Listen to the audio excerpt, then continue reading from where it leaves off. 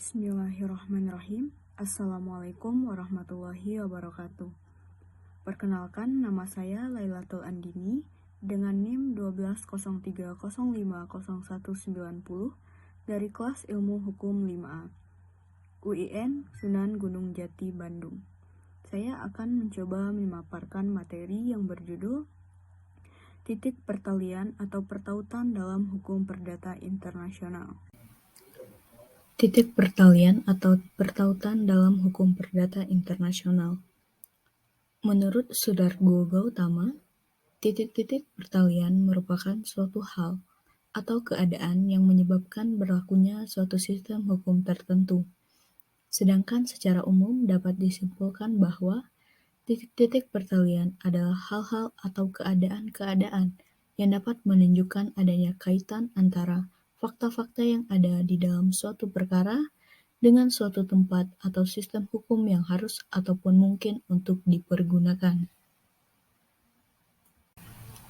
Titik pertalian ada dua.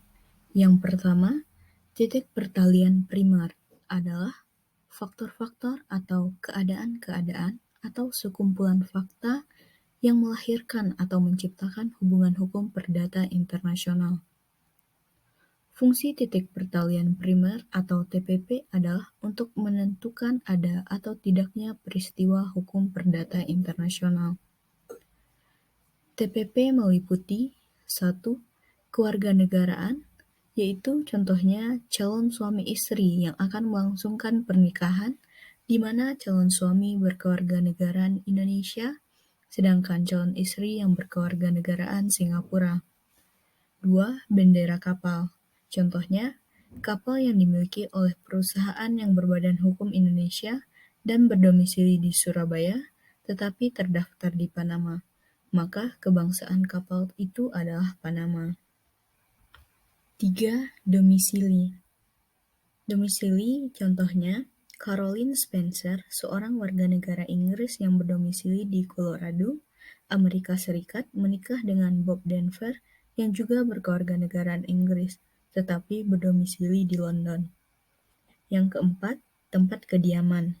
Contohnya, 2 orang warga negara Inggris yang sementara waktu bekerja di Texas, Amerika Serikat, dan memiliki kediaman di Texas melakukan pernikahan di Texas, juga akan melahirkan hubungan hukum perdata internasional.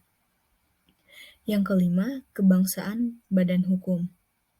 Contohnya, Chow Peng Sem, warga negara Singapura, Abdul Badawi, warga negara Malaysia, dan Alim Tanujoyo, warga negara Indonesia. Mendirikan PT di Indonesia berdasarkan hukum Indonesia, maka PT itu berkebangsaan Indonesia. Yang keenam, hubungan hukum di dalam hubungan inter. Dalam kontrak jual beli, contohnya, 2 orang warga negara Indonesia di Jakarta mengadakan transaksi jual beli barang-barang, bahan suatu pabrik yang penyerahannya memakan waktu jangka panjang, dan barangnya diimpor dari Inggris.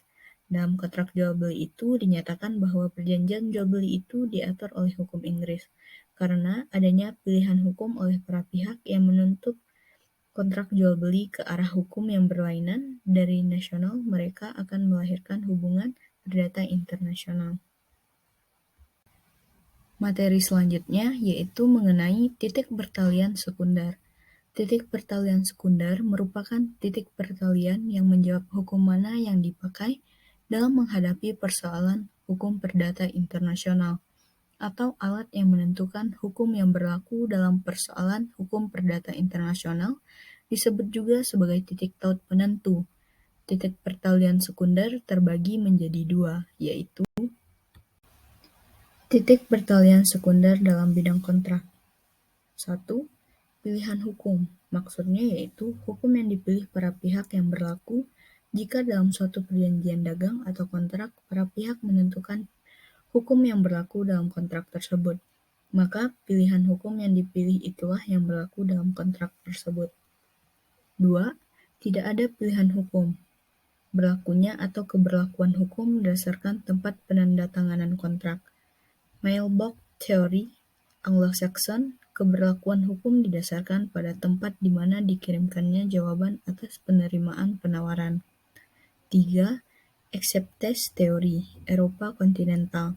Keberlakuan hukum didasarkan pada tempat di mana jawaban atas penerimaan penawaran diterima. Keempat, lex loci solutionis, berlakunya atau keberlakuan hukum berdasarkan tempat di mana suatu kontrak dilaksanakan atau diselesaikan. 5. Proper law of the contract. Hukum yang digunakan atau berlaku adalah hukum yang paling banyak memiliki titik taut atau pertalian di dalam kontrak yang diadakan. Dan yang terakhir, the most characteristic connection. Hukum yang digunakan adalah hukum pihak yang menanggung risiko paling besar. Umumnya dipakai dalam konvensi jual beli internasional.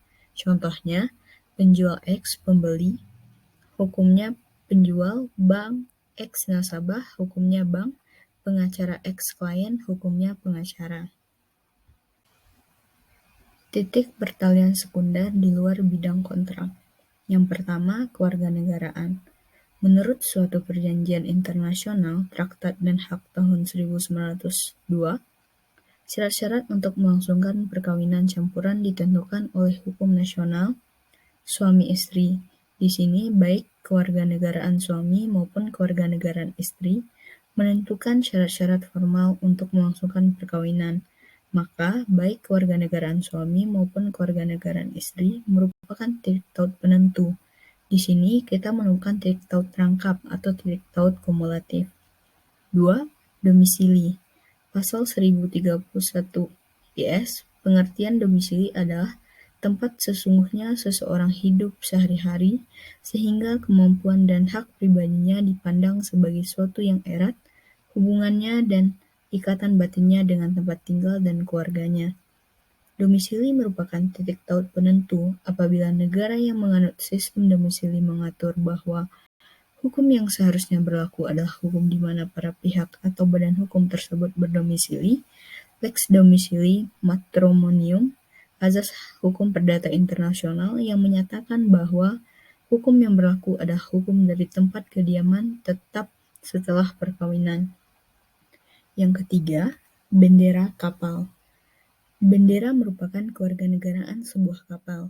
Jika terjadi perselisihan di atas sebuah kapal yang berbeda negara tertentu, maka hukum yang berlaku adalah hukum di mana kapal itu berbendera. Dari materi yang telah saya paparkan, dapat ditarik kesimpulan bahwa sederhananya, kedudukan titik taut dalam penyelesaian perkara hukum perdata internasional memiliki peran yang penting karena dapat mempermudah pihak berperkara dalam menentukan hukum yang akan digunakan dan ditetapkan dalam pelaksanaan penanganan perkara tersebut. Dalam penyelesaian kasus terdapat dua cara dengan perbedaannya. Pertama, titik taut primer yang dikaji dari tempat kedudukan dan status badan hukumnya. Sedangkan yang kedua, titik taut sekunder dikaji dari tempat terletaknya benda, tempat dilangsungkannya perbuatan hukum, dan tempat ditandatanganinya kontrak.